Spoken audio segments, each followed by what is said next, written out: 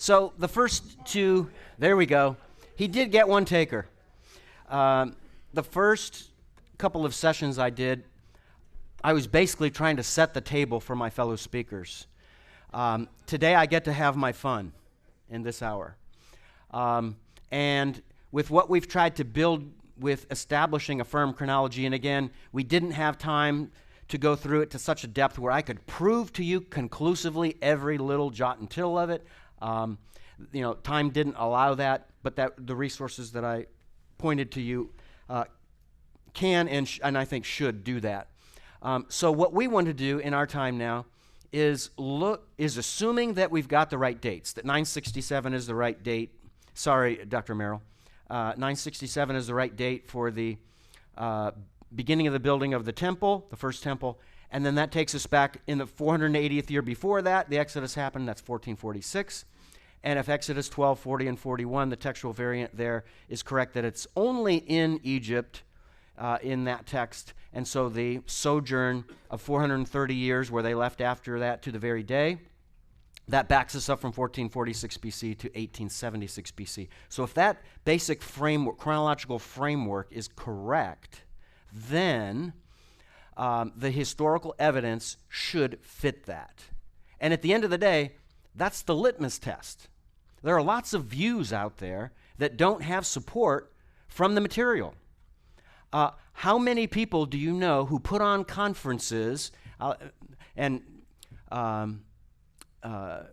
maybe Randy, you'll be able to answer this. How many people who hold to the late Exodus view are able to hold conferences and show you hour after hour of evidence supporting a 1267 BC or so year of the Exodus? Do you know of such conferences that go on, that do that? One here at Houston, at Lanier Theological Library. And they tried. Do they have evidence? Well, they claim they did. But, archaeology fits the time period, whatever they choose. Yeah, and the evidence they're presenting is, in every case I've seen, very, very somewhere between limited and refutable.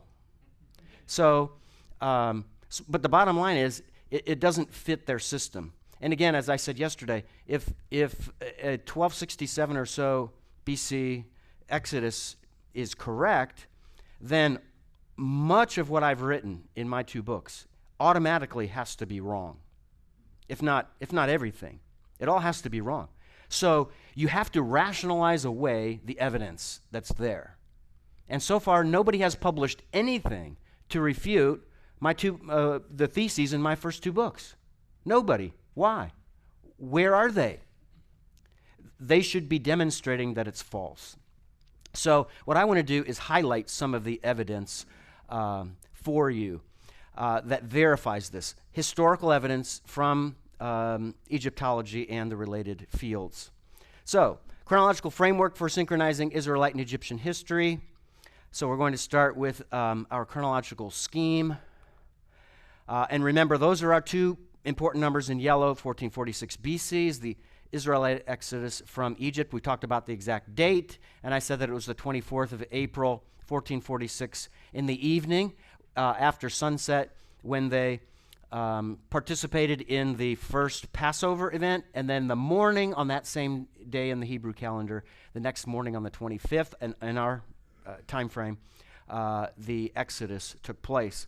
Then in 1406, the Israelites crossed into Canaan. And by the way, the biblical text is very clear in the book of Joshua, giving us the exact day in the Hebrew calendar when that happened. And that's in my, that's recorded, and I put that on our calendar, that exact date, in my 2008 journal article published in the Journal of Evangelical Theological Society on the site of Chatzor. So that's downloadable from my academia.edu webpage if you want to look at it. All right, and so we're just reviewing here quickly before we launch into the evidence. So the Egyptian chronological scheme, because we want to be able to synchronize the two, but first we have to place Israelite chronology in the right position, and then we have to place Egyptian chronology in the right place. And then, and only then, can we synchronize them. So we're in for what we're looking at mainly, we're looking at the Exodus being in in the New Kingdom in the 18th dynasty, which the New Kingdom is from 1560 to 1069. All right. The first support that I'm going to show you from the Bible and from which comes from the Bible and from extra biblical sources. So, the chronological reference in 1 Kings 6:1 is clear. The Masoretic text reads 480th year and is supported by the Vulgate against the Septuagint's reading of the 440th year. Solomon's building of the first temple undoubtedly began in 967.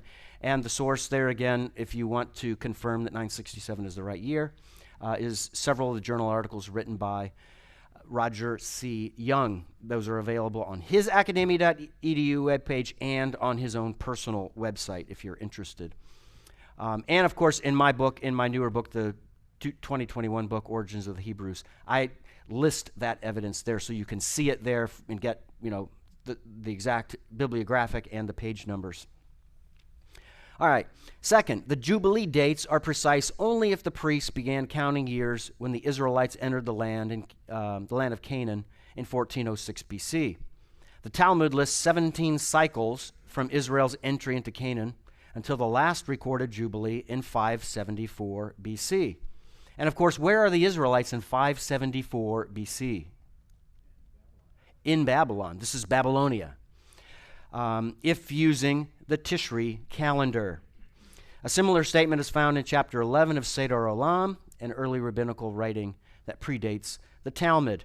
And there's the source right there, Roger Young's 2006 article for this in the Westminster Theological Journal.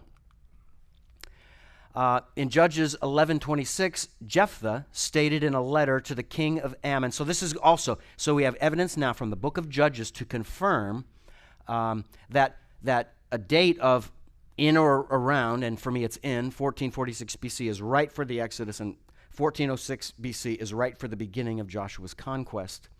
So here in Judges 11, Jephthah stated in a letter to the king of Ammon that for 300 years, right? This is really important. Remember what the other view is? 215 years. For 300 years, Israel, and that's probably a round number, by the way, Israel occupied Heshbon, Aror, the surrounding settlements, and all the towns along the Arnon River. Although it is impossible to calculate precise dates for Jephthah's judgeship, it probably lasted from right around 1088 to 1083 BC, according to Andrew Steinman's book. Using these dates, the end of the conquest would be in 1388 BC, but the 300 years likely is a rough number. The tribe of Reuben thus had been occupying the disputed area from the Wadi Heshbon to the Arnon River since about 1400 BC. So the 300-year number for the period of the judges, and that doesn't mean it's the exact date of every judgeship, from the beginning of the first one to the end of the last one. That's not the point.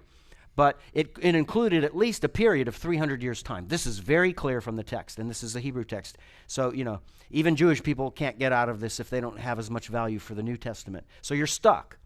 And this refutes the 215-year sojourn view for sure.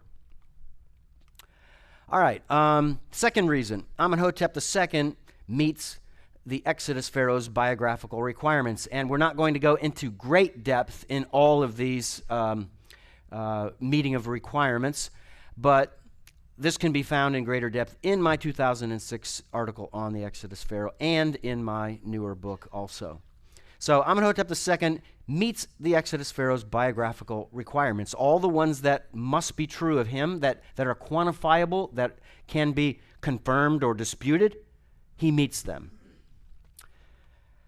So here are several of those. After synchronizing Israelite chronology with Egyptian chronology carefully, using the high chronology view in Egypt, remember there's a 25-year difference among Egyptologists who accept astronomical data as valid. I'm among them.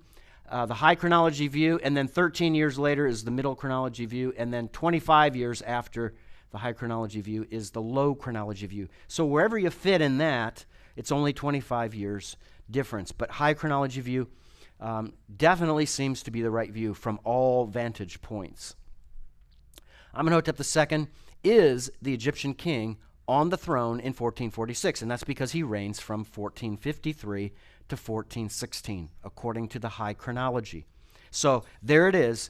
That's the pharaoh that you put on trial if you're going to start with chronology, and that's what I did in preparation for my 2006 journal article. I first built the framework. I tried to get the chronologies right and synchronize them right.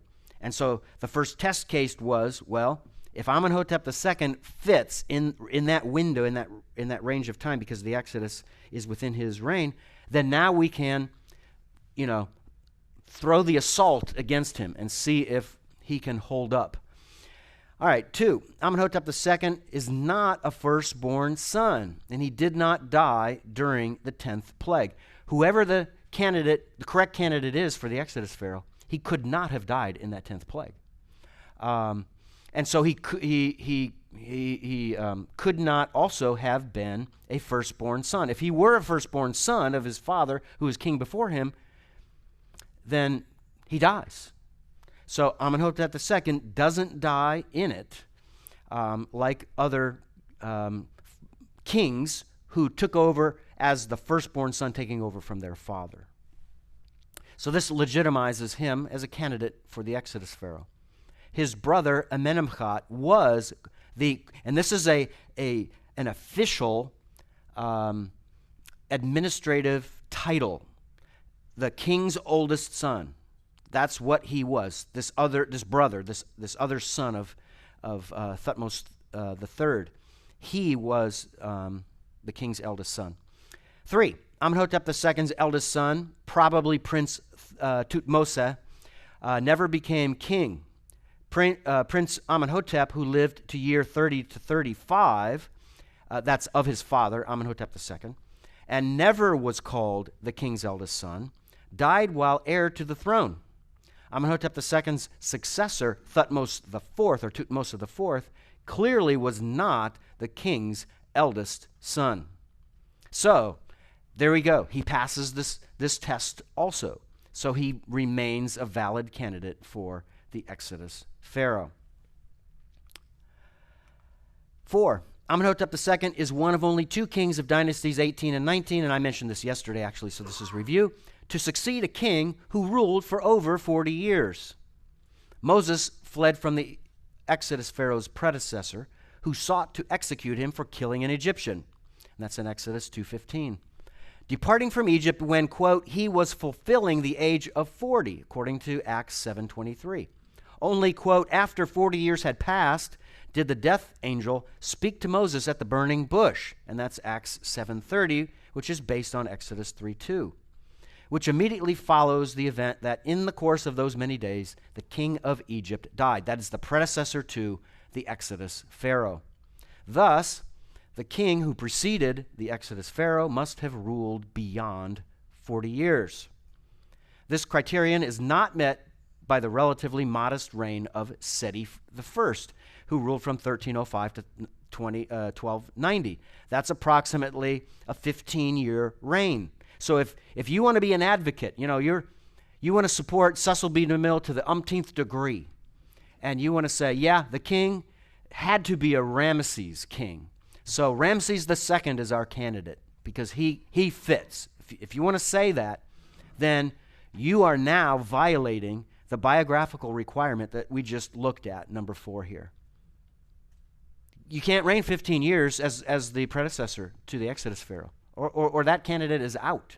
So, my colleagues who are late Exodus advocates, they squirm a lot with this issue, and they try to manipulate the text. So they practice what I call abhorrent exegesis to come to the conclusion that somehow we can wiggle our way out of the fact that the predecessor to the Exodus pharaoh ruled over 40 years. It's terrible gymnastics that they do. All right, 5. Amenhotep II's second Asiatic campaign was a glorified slave raid with the claim that his human booty topped 100,000 people. So if you compile the human booty, meaning the prisoners, taken by his father, Thutmose III, the one who chased Moses out of the wilderness, or out into the desert and ruled over 40 years. If you want to quantify the prisoners taken in all of the campaigns that he led that are listed, most of his campaigns he doesn't list how many prisoners. But in the ones that he does, I forget the exact number, 4, 5, or 6, somewhere in that vicinity. You add all those together, and you add together the prisoners taken by Amenhotep II in his first Asiatic campaign, add all of that up, and that number is 46 times less than the number of prisoners that are recorded for Amenhotep II's second Asiatic campaign. Isn't that astounding? And when does it happen? According to my chronology, that campaign happens in November, which is not when you campaign in the ancient world as a king. You never do. What season do you campaign? It's in the Bible. Spring. Spring is the time that kings go out, right? And a November campaign is launched. Why? And why is he picking up 100,000 prisoners? Egypt is like machinery. And that machinery operates on all of those parts, right? The gears and the chains and everything else. And if you take away that machine, those important parts, all of a sudden the machine can't run anymore. And the machine in this case is run by the slaves who are Israelites. That's why he launches this campaign in the very year of the Exodus, 1446. Among the prisoners in this second Asiatic campaign, and by the way, in the first Asiatic campaign, he lists no prisoners who are called Apiru. None, 0. In all of Thutmose III's campaigns, he lists no Apiru. Who are the Apiru? They're the Habiru, who are the Hebrews. The first mention of Apiru captured by an Egyptian king. In Thutmose III's reign, his predecessor, right? What we see in Egypt is Apiru are tending to vines in the drawings, in the tomb paintings.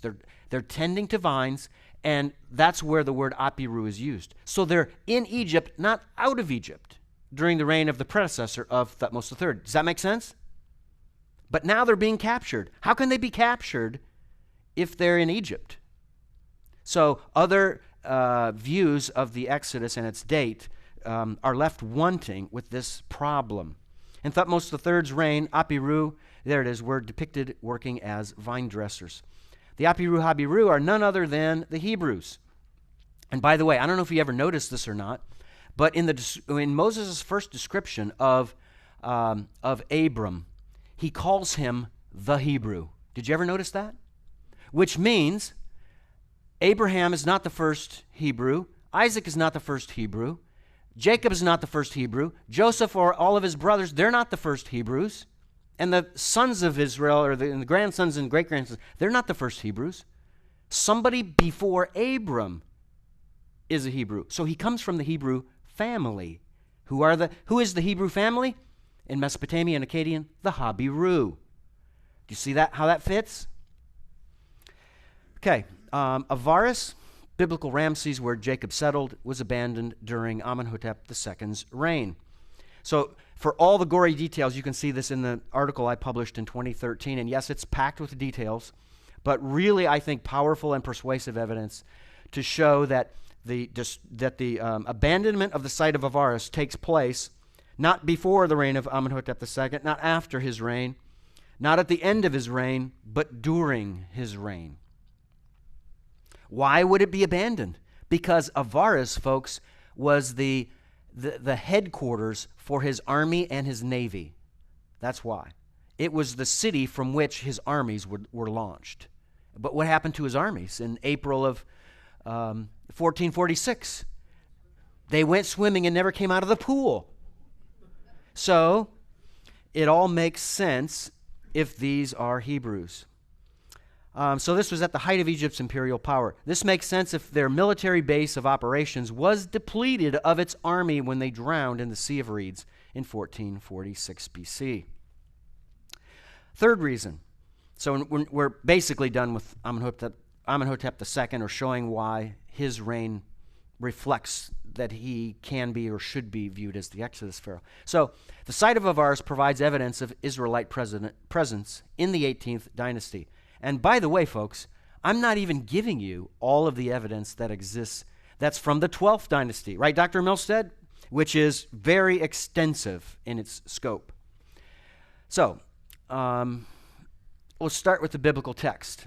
Exodus 1:11 and 2:12. And guess whose translation this is? Yep, mine. So, they, that is the Egyptians. So if you see brackets, I've added that for context so you understand about whom they're speaking. So the Egyptians appointed taskmasters over them, that is the Israelites, over the Israelites, with hard labor. Then they built for Pharaoh storage cities, the cities of Pithom and Ramesses. Now it came to pass in those days, after Moses had grown up, that he went out to his brethren and looked on their hard labors. Then he saw an Egyptian killing or striking down. It's one or the other. Only context will tell you, if it can, which one it is. So the verb itself doesn't tell you if this Egyptian actually died. Maybe he did, maybe he didn't, based on just what we read in front of us. Then he saw an Egyptian killing or striking down a Hebrew, one of his brethren. And, you know, if I were a betting man, I'd put my money on that he was killed. And that's very common, I found from the evidence. So here's my historical observation. If the Hebrew word miskanot does not refer to an armory, which would have stored bows, arrows, spears, etc., sizable storage facilities should be visible at the biblical cities of Pithom and Ramesses. At Avaris, large storage silos were built during phase D 1.2, that's stratum E 1.2. If Hebrews were killed by their Egyptian taskmasters at these sites during the lifetime of Moses, some of their bodies, if found, could show signs of this brutality. At Avaris, non-Egyptian burials of this phase reveal signs of vicious murder. Interesting. Plot thickens. These deaths and burials occurred between 14 and 34 years before Moses was born, possibly making them Israelite. So, phase D 1.2, dates for this, my rough dates, these aren't exact for sure, roughly 1560 to 1535. Amosa the first, and by the way, I spoke to some of you about Amosa the first. This is the Pharaoh that I identify, and it's in my book, as the Pharaoh who arose over Egypt who did not know of Joseph. That's Amosa the first, the last king of the 17th dynasty, first king of the 18th dynasty. So Amosa the first conquest of Avaris against the Hyksos was followed by a rebuilding and reoccupation of the city soon after its liberation. Phase D 1.2 featured a large enclosure wall that was used until Amenhotep II's reign. Interesting. And that's straight from the archaeologists. What happens during Amenhotep II's reign? Avaris is abandoned. A palace with a large paved hall and at least 30 circular granary silos built safely within the enclosure walls. The silos could store an enormous quantity of grain because they were 5.25 meters in diameter. That's massive.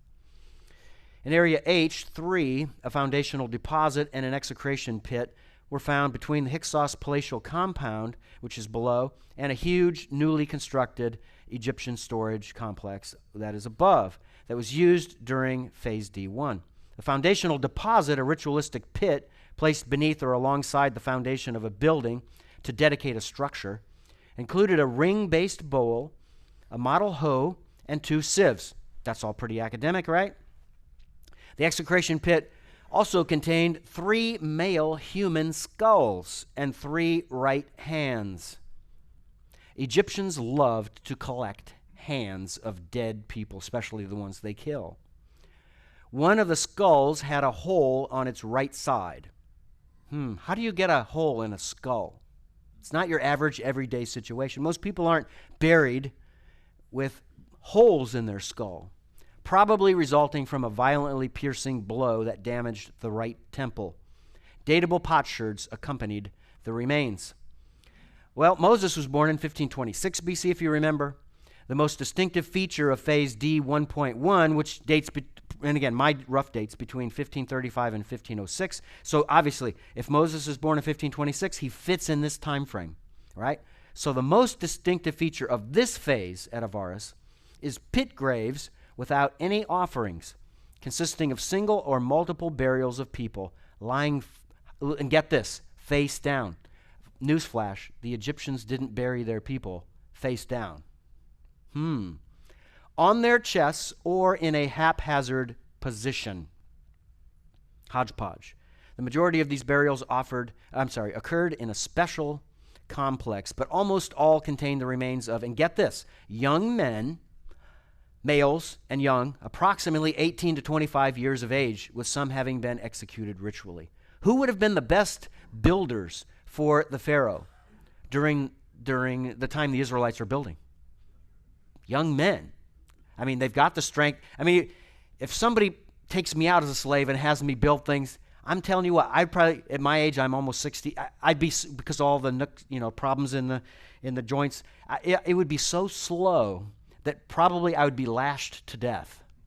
But if you're 15, or 18 to 25, you can get a lot more done a lot faster and keep on going. Some of the executions seems to have been brutal, a type unattested in Egypt. So you can't find these kinds of burials anywhere in Egypt, in the ancient world. Skeletons of two men buried face down were found in execration pit L1016, partly atop one another, one headless. I doubt they were brothers embracing, when they died. It probably was something far more vicious. About 380 smashed pottery vessels were broken over their skeletons. And by the way, that's a ritual practice. But it's usually not done with actual dead bodies. It's usually done with figurines. But here they did it with bodies. Normal Egyptian practice was for clay figurines of enemies to be substituted for the actual enemies with their names inscribed on them. So you just write the name of the person on that figurine and then set it down, and then you break pottery vessels over it to show that, and really what you're doing is you're calling upon the gods to, send down lightning or fire on that person, to kill that person, to make life difficult or painful, that kind of thing. So you really want bad things to happen to your enemy when you do that. So here is grave 6 and 7 that you're kind of seeing it on a large scale here. So this is phase D 1.1. Remember, this is Moses's during the time that Moses was born. That's the time frame for these. So Moses was about 20 years old at the end of this occupational phase. And here you can see pit graves without burial offerings.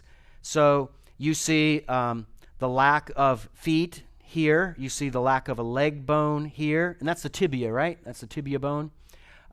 Doesn't look like we see a hand here, if I'm seeing correctly. I'm not a doctor. Doesn't look like we're seeing a hand here. This may be a hand. That may be a hand, but no hand here. So that's what we're getting. These kinds of burials are found. And again, in many cases, multiple people buried in the same grave. And that's not standard in Egypt. That's very atypical. Execration pit 1016. The deceased were buried face down with one body headless and the other body atop of it. Over them were pottery, chips, and stone and quartzite fragments. Even more burials of this type were found outside the compound, some containing up to 3 victims apiece. Mass burials with limbs and body parts and part of the skeletal structure not even there. This was utter brutality at its worst. This is like ISIS, folks. That's what this is like. Maybe even worse. I don't know. All right. So this slide is an image from my first book, The World's Oldest Alphabet. This is one of the early alphabetic inscriptions that I painstakingly transcribed. And by the way, this is one of the ones that took the longest because it's most difficult to read many of the letters. It just took probably between a month and 2 months to do all of the work, and that was pretty concentrated work. That's how much it was. So this is Sinai 349. See if this has any recollection for you. So this is from Serbit el-Khadim. This is the place where the Israelites were taken down as, slaves during the New Kingdom, during Dynasty 18, down into Sinai. They worked the mines as slaves to extract this turquoise to help make the crown rich. And almost all of the inscriptions from this time frame are pessimistic, unlike the Hebrew inscriptions from earlier times before the actual enslavement of the Israelites began and so forth. And as I mentioned to some of you, I think it was 114 years that they were enslaved. 1560 BC is when that would have started. So these mines date to, and here's how they're dated. There's pottery that was found by William Flinders Petrie that dated these turquoise mines of the New Kingdom to the reigns of Thutmose III and Amenhotep II, which means the pottery is of a style that's used kind of overlapping between both reigns. So the inscriptions that were written or inscribed right into the stone, the walls made of stone, these inscriptions would have been inscribed during the reign either of Thutmose III or Amenhotep II, one or the other. And again, Amenhotep II is the Exodus Pharaoh. Thutmose III is the one who chases Moses out of Egypt. So that's the time frame based on the pottery, right? Makes sense? So here's the reading. He, whoever he is, sought occasion to cut away to barrenness our great number, our swelling without measure, right? And that word for swelling, it's the Hebrew word that's used of a woman who's pregnant. What happens to your tummy area, ladies?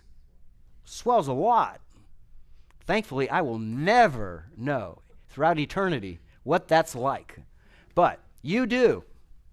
Swelling without measure. They yearned, meaning the Israelite people, and that's interpretive on my part. The Israelite people yearned. They cried out from their inner beings, their guts, for Hathor. Who's Hathor? Hathor is the Egyptian deity that's connected with Asherah from the land of Canaan. That's who Hathor is. And Hathor was the patron deity at Serbit el-Khadim. So when there was a cutting away to barrenness of the great number of the Israelite people, and they were swelling without measure, the people cried out to whom? To the God of Abraham, Isaac, and Jacob? To a pagan deity. And this is why in Ezekiel it's recorded that the Lord speaking, he said that your fathers played the harlot while you were in Egypt. Isn't that amazing? That's like, reverse prophecy. And so here's evidence for the first time in history that they actually did that. They played the harlot. They went after Hathor. And they begged her to help them. And by the way, the imagery behind Hathor, does anyone know what we connect Hathor with? What animal? The cow. What do the Israelites worship? Golden calf, right? You see the connection? Nothing new under the sun. It's what they were used to worshiping. But the quiver, and what is a quiver associated with in the Bible?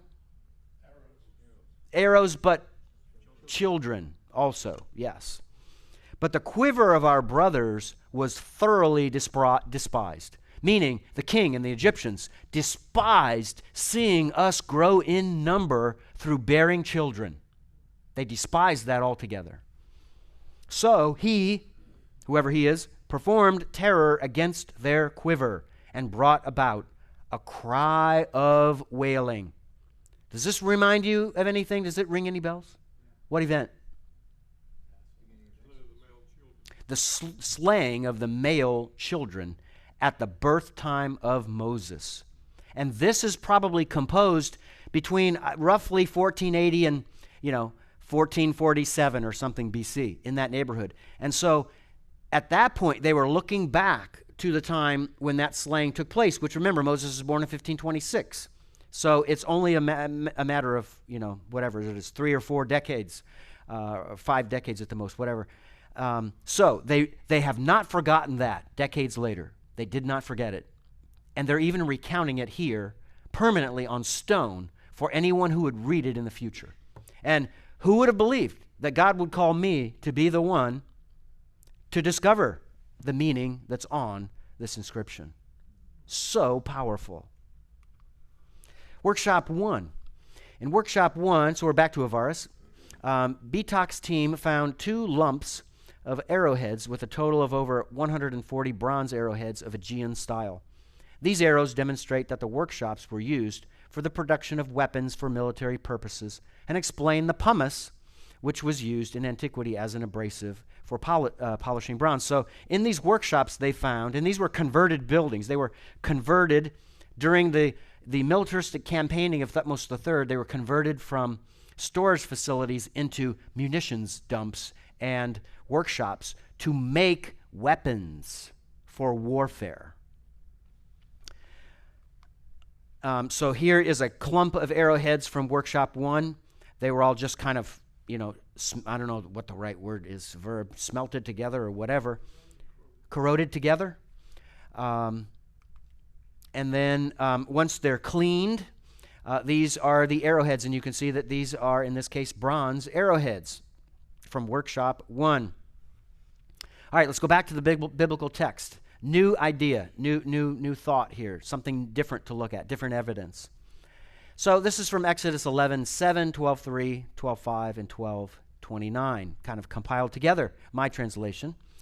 But at any of the sons of Israel, a dog will not even bark. And yes, note what I have in highlights. Dog won't even bark, whether toward man or beast.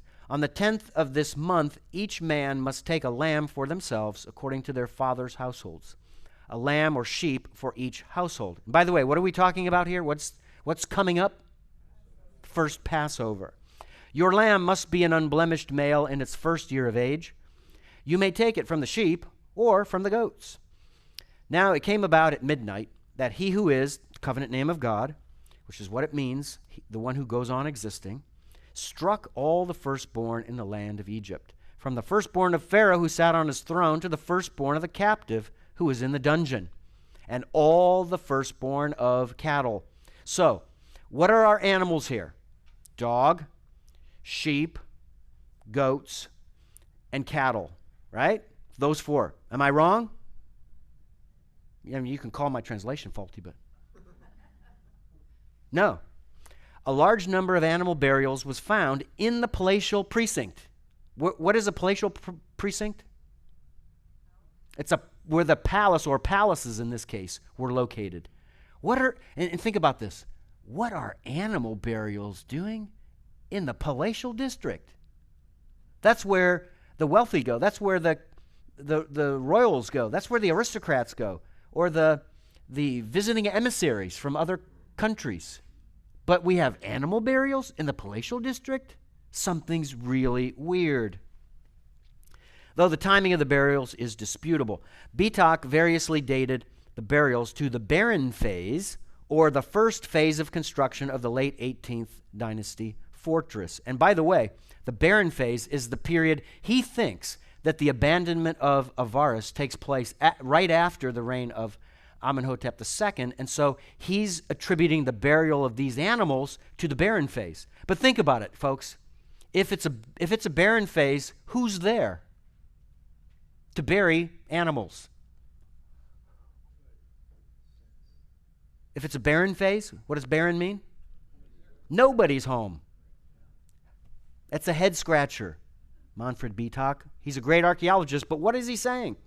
The burials include 2 bulls and 2 dogs, but the majority consisted of sheep and goats. Oh my. That's what the Israelites were supposed to take life from. Those animals, with more than 30 such burials. And by the way, the majority of the burials were multiple animals. The majority of the so the age of the majority of those animals that died was less than a year of age. How old were the animals supposed to be that were the sacrificial animals, the sheep and goats for the first Passover. Yeah, and actually the English text is a little bit misleading in most translations. It says they're year-olds, which means they're more than 1 year old but less than 2, technically, right, in English? But you study the Hebrew term, it's Ben Shana, which means son of a year. Son of a year means less than a year. It's used of an accession year of a king's reign when he doesn't rule for a full first year. That, 3 months and 10 days is called his accession year. Why? Because it's less than a year. So, actually, if this is what I think it is, and I'm convinced it is, then this helps correct slightly most of our English translations. It should be less than a year olds. There's one of the bull burials. Oh, and by the way, there was very few pottery found in the graves. The little pottery that was found, guess where it dates to?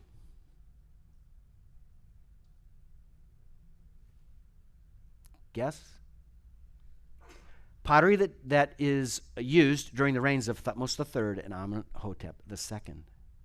So how can it be the barren phase when it's after the reign of Amenhotep II? Does that make sense to you? It's got to be connected to his reign. And the archaeologists said the burials were done very carefully, almost in a religious sort of way, as if that we're walking on hallowed ground here. There's something, something very wrong, and we have to be very careful in what we do. All right, that's one of the bulls. Here's one of the goats at the end of stratum C. This is a ram in an unspecified location along the Thutmose wall. So these are walls of buildings that animals are just being buried there. So basically, the idea is wherever these animals die, they're buried on the spot. That's the idea. Otherwise, you have to explain why in the world you have multiple animal burials, and you have to explain why they're in the palatial district. But it's really inexplicable. The ceramic evidence reveals that these burials date to the final occupational phase of Amenhotep II, which actually fits well with Bitak's earlier opinion that the palatial district could have been abandoned by Amenhotep II's government. Perhaps the inexplicability of such burials along the very walls of the palaces at the time of the royal residence's occupation inhibited Bitak, that's the chief excavator, the Austrian chief excavator, from connecting the burials to the proper dating based on the pottery. The graves display careful but brief burials, and the majority of them show that the sheep and goats were under a year of age when they died. At least one ram was killed intentionally with a blow to the head by a chisel-shaped tool, which clearly was an unnatural death. So what kind of death does it suffer, this ram? A humane death, intentional, right? A ram just doesn't bump into something that's so heavy and strong that it dies. It doesn't work that way. They have strong horns. So this shows you that something is rotten in the state of Denmark. And here's this ram that was killed by a blow to the back of the head. Same time period, end of stratum C. The fill in the burial pits contained only a few potsherds, almost certainly demonstrating the brevity and speed with which the burials were performed. The excavators noted that, quote, a long time span should not be assumed, end quote, for the duration of these burials. The rapidity of the burials also is reflected in the lack of any cultural context and in the lack of a common orientation, right? It's all haphazard. All of the potsherds date exclusively to strata D to C, and thus no later than the reign of Amenhotep II. As, quote, not a single sherd, that's a potsherd, broken off piece of pottery, from the Amarna or Ramesside periods was found. So if you like the Ramesside view, right, that Ramses II is the Exodus pharaoh, the evidence doesn't help you here. So the vast majority of animals found by the excavators was sheep and goats, which numbered about 30, many of which were buried in the same grave, multiple animals in each grave. In 2001, the team stated that all of these sheep and goats died in the first year of life, but subsequent excavations uncovered the burials of several adults such as the case where a ewe died suddenly while giving birth, with the lamb lodged halfway outside of the womb. So, talk about bad luck. Right when this animal is bearing its child, it dies. That's pretty abnormal, isn't it? Each Israelite family was to take a sheep or goat from its herd and slaughter it at dusk, meaning that they were permitted to sacrifice either a lamb or a kid, whose first appearance in biblical history dates to Isaac's question to Abraham, as to where was the seh, the lamb that would be slaughtered for the burnt offering. God told Abraham that Isaac would be the offering itself, but when God relented from requiring this, Abraham said that, quote, God himself will provide the lamb for the burnt offering. So that's the same word used in Exodus 12. That's what it was supposed to be. The majority of English translations of the Bible state that these sheep and goats were to be a year old, which clearly appears to contradict slightly the age of the sheep and goats that Betok found, nearly all of which died during their first year of life. In other words, the slaughtered sheep and goats of the biblical mandate were seemingly to be between 1 and 2 years of age, while the sheep and goats at the palatial compound were under 1 year of age. The Hebrew text can resolve this apparent contradiction because the phrase ben shana literally means son of a year. And this word is normally taken as a 1-year-old sheep or goat, though some take the similar expression in his first year in Leviticus 12:6. Okay, for time's sake, I'm going to skip that last slide. Evidence for dating the conquest to 1406 to 1400 BC. Does anyone know our quitting hour? Quitting moment? Take it and roll. 4:30, okay. So, I'm again suggesting to you 1406 to 1400 is the time frame for the conquest under Joshua. So is there any evidence to support this? Well, the conquest of Jericho only fits at the end of the late Bronze Age 1B.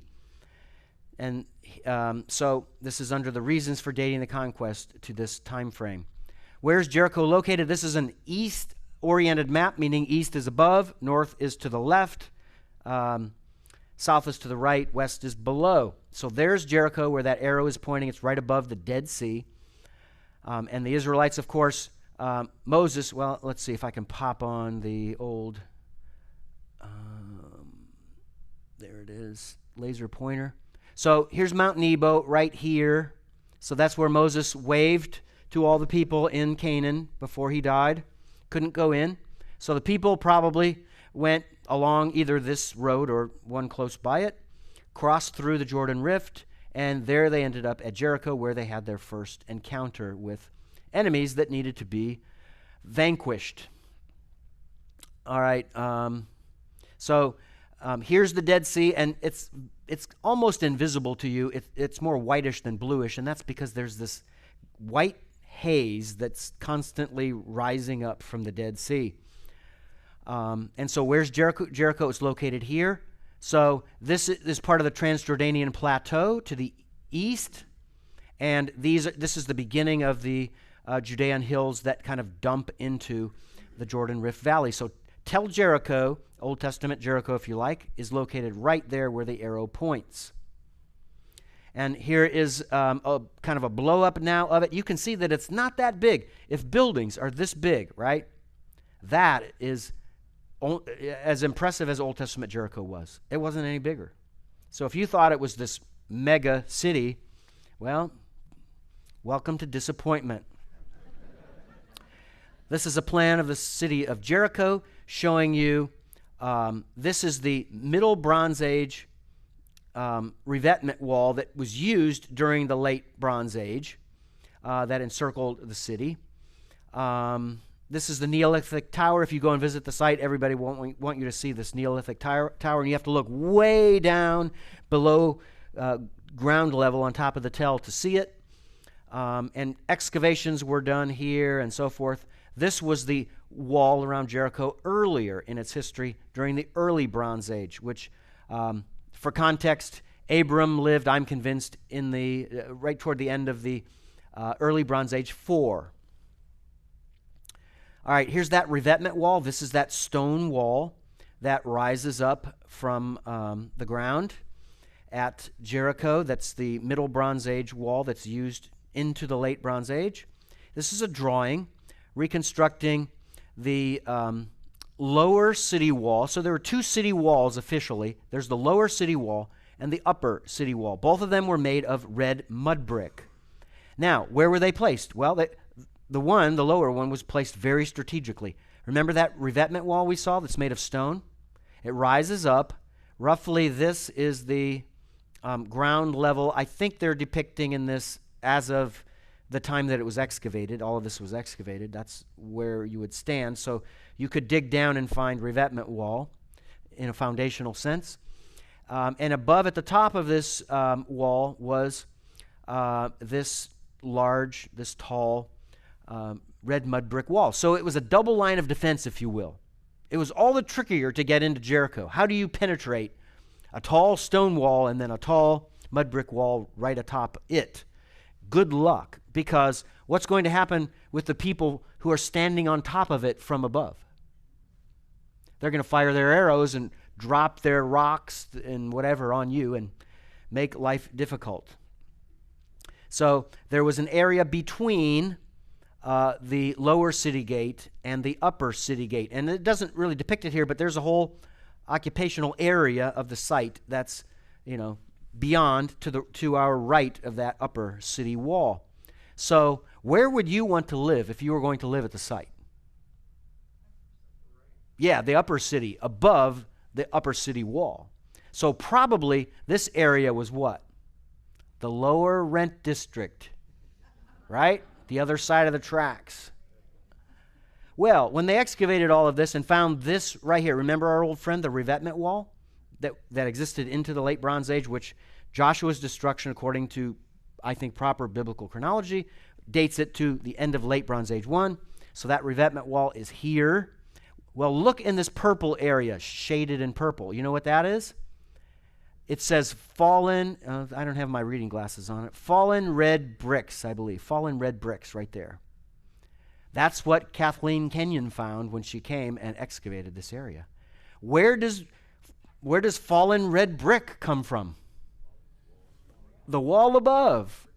So this is the outer red mud brick wall that's collapsed down against the revetment wall made of stone. So the stone's not going to move, but at least not right in that area. But the fallen wall makes sense if the Israelites are having to get their way into the city. And what does it become? It becomes a ramp to walk up. True? So it's pretty smart how God devised all this, I think.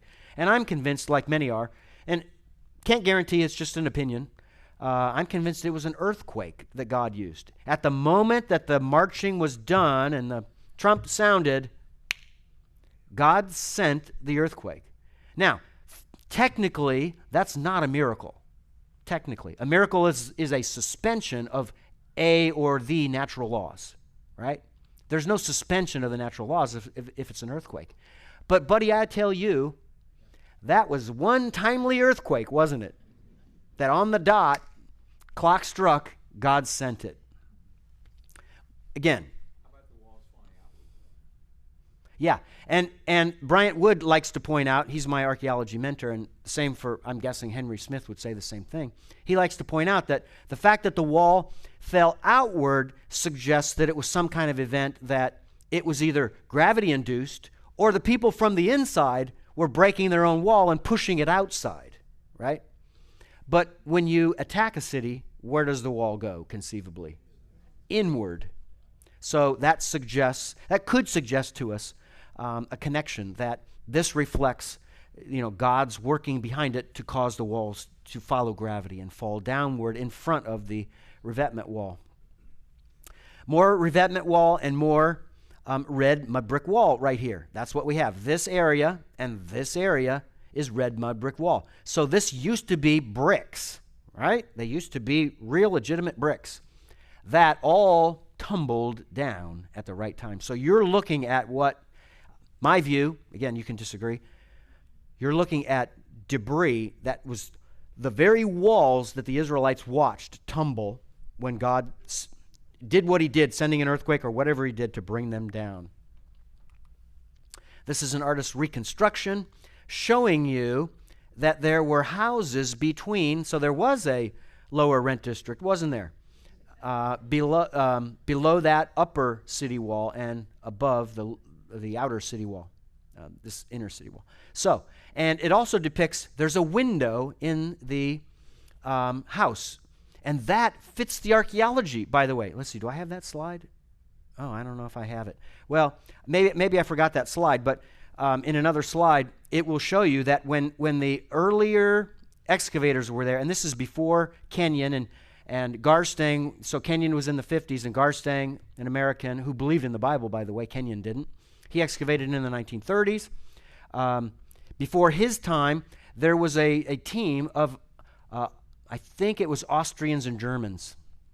So there was an Austro-German team led by a man named Karl Watzinger. And it was right around 1906, 1907, somewhere in that vicinity, that they excavated at the site. And their plan that they produced showed that there were walls of buildings, houses built right against the city wall. Isn't that fantastic? Which means all you had to build, if you were the house builder and that was your house, all you had to build is 3 walls, because you can just borrow the city wall. And if you dig a hole through it, punch a hole through it, you can have a window. And probably they would want to do that. I would want to do that. Brings in some sunlight. And, I don't know, you can hang your laundry out of there, whatever you want to use it for. But Bryant Wood suggests, and I agree with him, that this is where Rahab would have hung her, what was that, red linen cord or something, whatever that was, that she hung out the window. That's it right there. That's what it would look like. So, and this is another image. This is colorized, showing you what it would have looked like sometime after the moment when the earthquake happened or whatever God did to cause the walls to come down. So you see broken walls here and this area. So the idea is that parts of the wall maybe remained at their normal height, but other parts of the wall came down, and wherever they came down, that's where the Israelites entered. God didn't need to wipe out the entire wall, did he? He only needed enough entry holes for them to get through and slaughter the people. This is showing you all this dark grayed area. This is burnt layer. What did the Israelites do to the city of Jericho when they were done with it? Burned it with fire. There's evidence of it right there. So everything seems to fit the archaeology.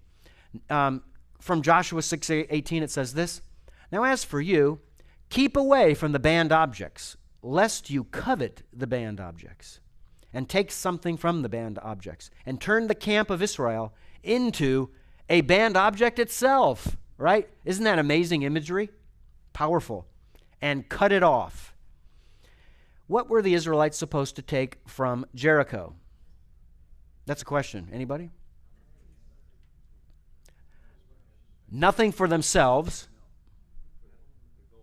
but the precious metals they take for God, put in the with the tabernacle, right?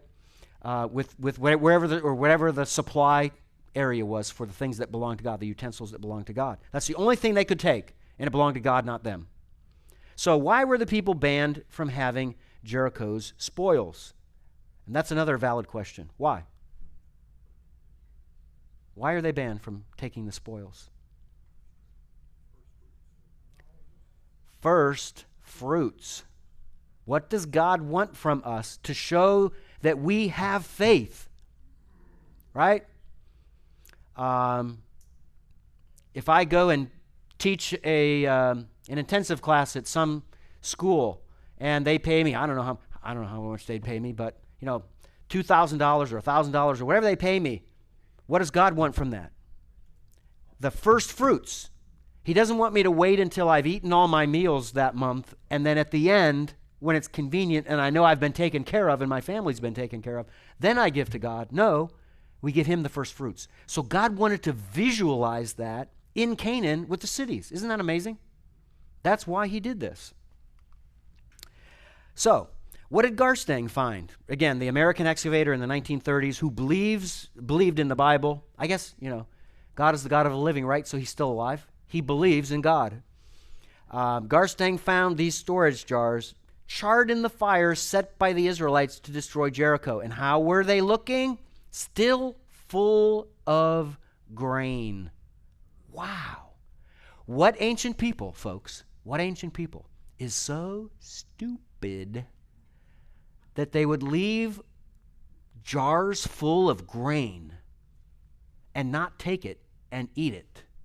What ancient people would do that? Do you know of any? I don't know of any. I'm an archaeologist. I haven't heard of any site where it's full of jars of grain that were left behind by the conquerors.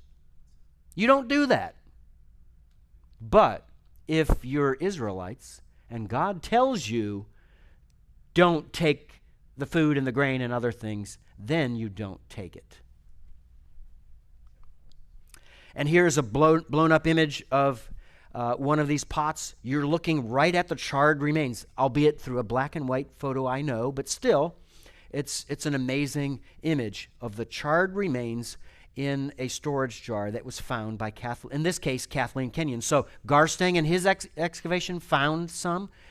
Kenyon in her excavation found some. So, you know, if you could get a license to dig there, you'd probably find some too if you go to another area and start to dig. Now, Bryant Wood, and there's a dispute, of course, about the dating of the site of Jericho. When did this destruction happen? Everybody agrees that the occupational level associated with this massive destruction that we're all looking at is with what's called City 4, right? Remember, we use numbers in archaeology, Roman numerals 1, 2, 3, and 4. So 1, 2, 3, 4. This is City 4. Who destroyed it and when? And of course, Kathleen Kenyon would never admit that this was Israelites behind it. And what she wanted to do, because Garstang said, hey, everybody, this happened right around 1400 BC. And I think he's right. In 1406, specifically, it happened.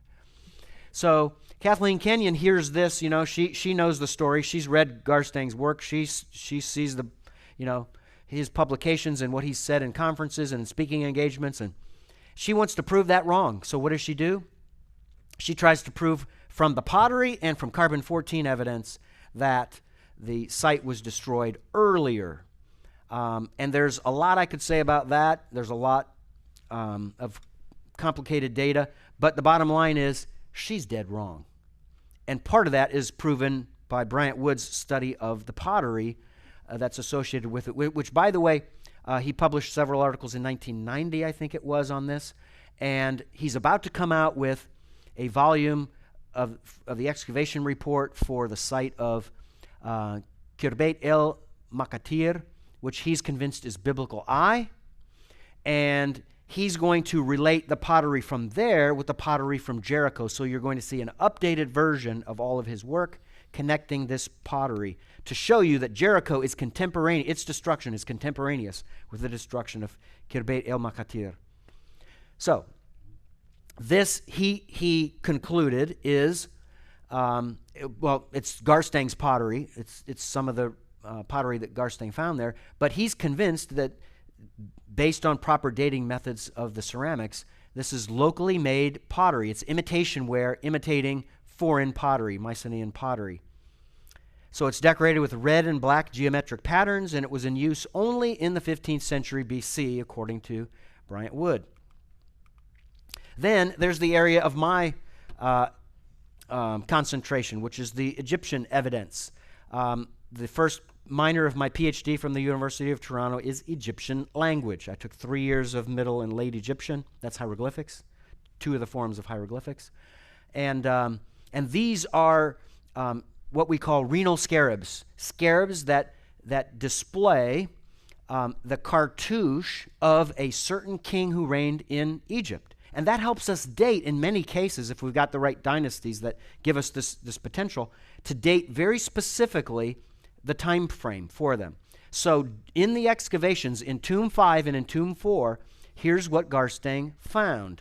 He found that there is, so this one here, that's Hatshepsut's, her praenomen, which means her throne name, the name she received when she took possession of the crown, if you will. So every king had 5 names. The throne name is one of them, the praenomen. So that's her name. And then number 2 here, that's Thutmose III. You'll see his name. It's not on this side. If you flip it, it's on the other side. But let's see. But this is also Thutmose III. So it's Men, Heper, Ra. Great is the manifestation of Ra.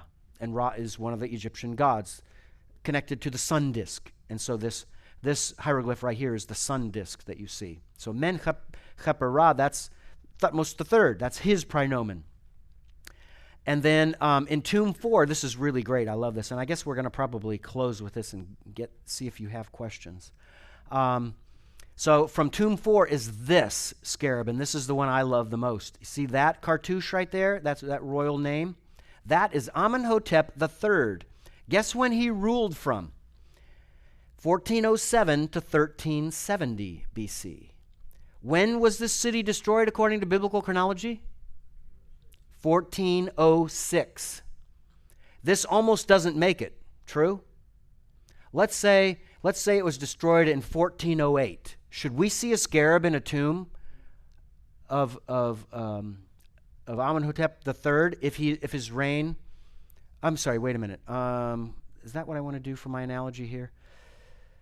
Let's say that the ruler before him. So that would have been Thutmose IV, and his rule. Let's say his rule ends in 1408, and we see a scarab of Thutmose IV here.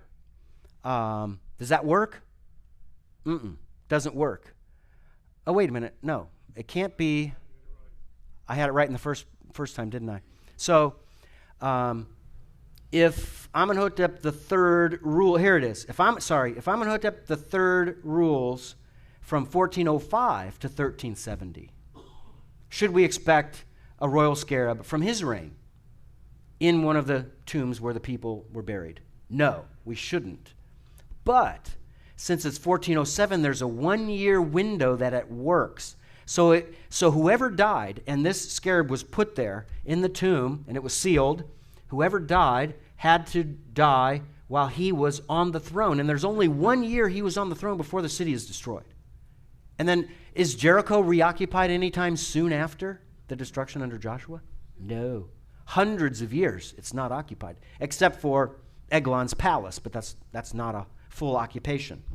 So, that being true, this scarab shows how precise the chronology is.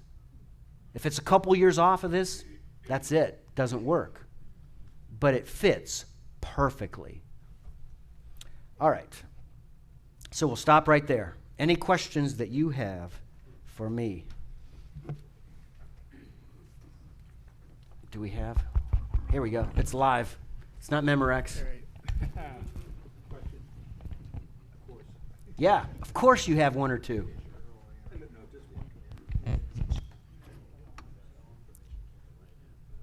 Is it on now?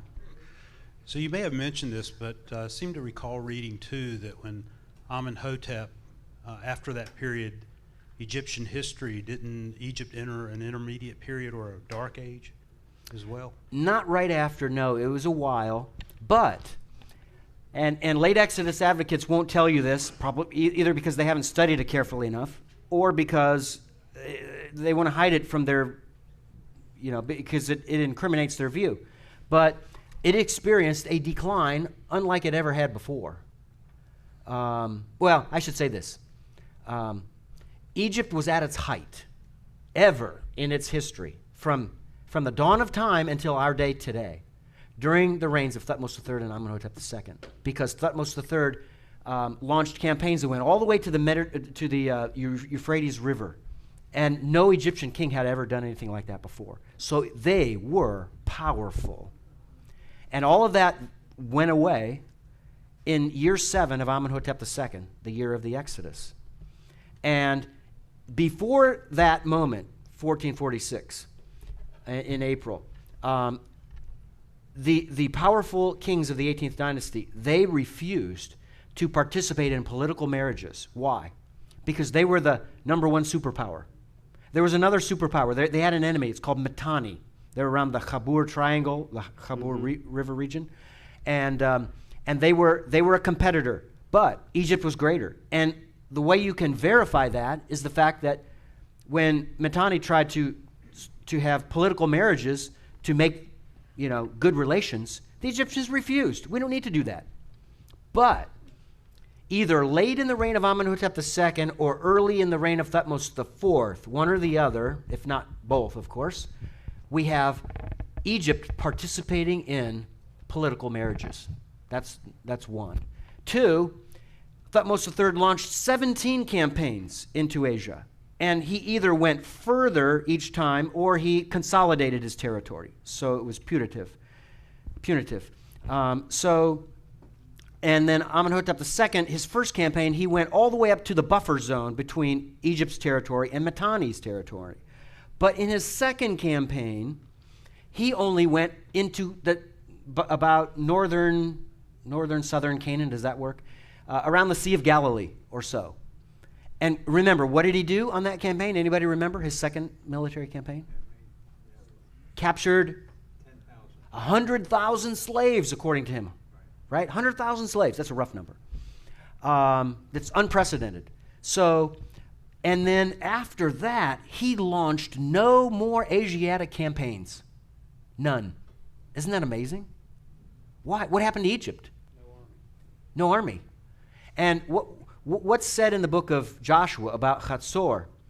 It said that Hatzor was formerly the head of all those kingdoms. And it said that how does it go? It used to be, chapter 11, verse 10, I'm forgetting now the rest of that verse, but it used to be that fear was put into those who were, messing with the kings of Canaan at the time. So if you saw an Egyptian, you ran. Right, you would flee. Yeah. So, and it used to be that way, but it's not anymore. That's the implication. That once Joshua's conquest is over, it's a different story altogether. And there are no more campaigns that go into Canaan and beyond that take enormous amounts of booty like they did before that. So those are the kinds of examples to show us it was a different world. After the Exodus, when is Egypt mentioned again? When's the next time they're mentioned again? Ooh, trivia question. Yeah. When are they mentioned next? You may be stumping me on this one. When you get to Solomon and daughter Pharaoh. All the way at Solomon, huh? Yeah. Wow. Why? Yeah. They're not on the map anymore. Yeah, that's right. That's right. Yeah. And people who try to tell you the most powerful king in the history of Egypt, ancient Egypt, is Ramses II. They haven't studied Egyptology if they tell you that. That's not true. It's Thutmose III. What campaigns did Ramses II launch that conquered foreign territories? He did very little campaigning. What did he do? He built within Egypt. He was the one showing off what Egypt could be if you had enough people to build it up. Yeah. All right, great, Doug. We got something more? Robbie, Right. one quick question, please. Okay. Yeah. Thank you for a great presentation. Could you comment on what was considered the furthest east border of Egypt at the time of the Exodus? Did it go all the way to the edge of the Red Sea, or was it abbreviated? Well, Egypt controlled, it depends how you want to define that. So there's a lot of different ways you could define it. Egypt proper only goes to Wadi El Arish, but they controlled all of Sinai at the time. All of Sinai. And during, right before the Exodus, they controlled all of Canaan. And they controlled virtually all of Syria, ancient Syria, which goes way far north, all the way to the border of southeastern Turkey today. Okay, yeah, El Arish was the city I had in mind. It went that far then. Reach is up near the sort of the northern border of Sinai to Promised Land. Yeah, and so the road from Avaris, where the Israelites were, the road, it's called the Way of Horus, or the Road of Horus. Horus is the king of the gods. Right. The Way of Horus winds around and goes around. Remember how the Mediterranean Sea looks like a tongue sticking out to the side? It goes around, And at Wadi El Arish, that's the border. And then the road continues, but at that point, it's called, at least by scholars today, it's called the Great Trunk Road. And in New Testament times, it's called the Via Maris. Thank you. Okay, well, it's time to break. Great conference. Great work, Doug. Thank you very much. Yep. Appreciate it. All right, we're going to break for dinner. We will be back here, try to get back here by 7:15, 7:20, and we'll have our final evening session tonight. Okay? So, thank you very much.